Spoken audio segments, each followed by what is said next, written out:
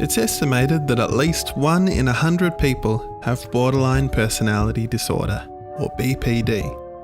In this video, we'll talk about what it's like to have the disorder, as well as how people can recover from it. Here are some of the issues people with BPD face. Significant difficulty controlling and regulating emotions, otherwise known as emotional lability. Uncertainty of self, what psychiatrists call an unstable self-image.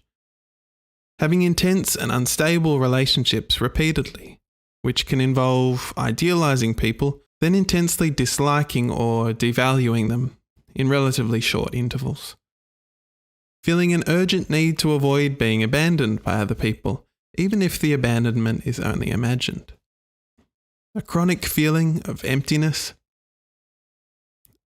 and repeatedly acting in impulsive and risky ways. As you can see, it's a picture of instability. To add to these challenges, BPD is currently under-recognised, and the availability of specific services is limited.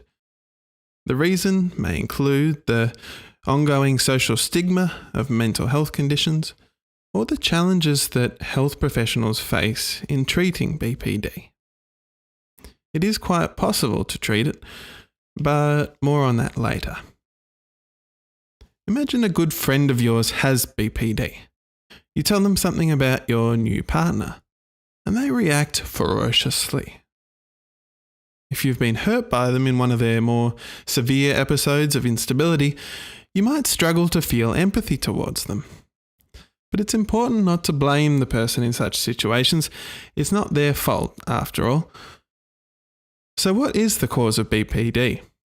Well, it isn't fully understood. Currently, a combination of biological factors and early life experiences such as trauma is thought to contribute to the development of BPD. In diagnosis, psychiatrists attempt to observe a pattern of these features mentioned before.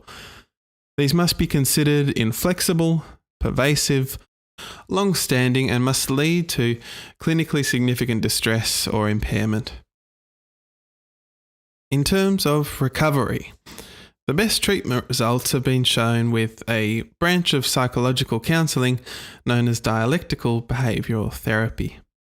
Dialectical means concerned with opposing forces, which here are acceptance and change. Think of some of the challenges mentioned earlier, then consider how that might affect a relationship between a health professional and a person with BPD. It's important to engage clinicians who have thorough experience and understanding of this condition, given that the maintenance of a strong therapeutic relationship is integral to positive outcomes. It may take several goes, but strong improvements are possible. In this video, I've tried to show the challenge and complexity of living with, as well as treating BPD. A recent Australian Senate committee stated that an end to marginalisation of this disorder within the community and the mental health sector is urgently needed. And we'll leave it on that note. See you next time.